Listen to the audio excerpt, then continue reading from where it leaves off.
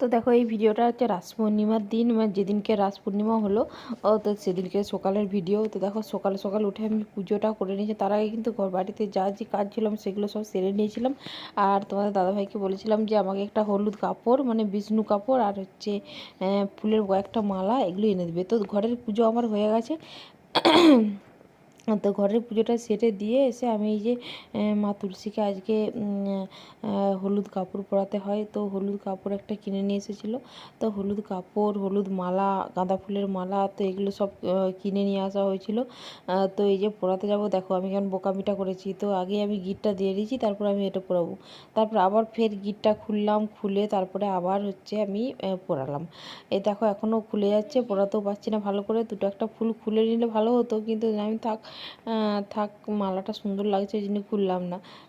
চাপ চাপ হলে বেশ ভালো লাগে, ফাঁকা হয়ে গেলে খারাপ লাগে।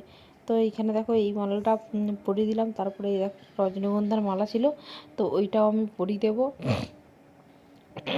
ওটাও দেখো আমি সুন্দর করে পরিয়ে দিলাম। আর তারপরে এই যে দুধ, গঙ্গা জল যেগুলো আমি নিবেদন করবো বলে নিয়ে এসেছি, তো সেগুলো আমি এই যে ফুল কয়েকটা ছিল সেগুলো সাজিয়ে দিলাম, খাবার দাবার যা দিয়েছিলাম মানে দিয়ে দিলাম। তো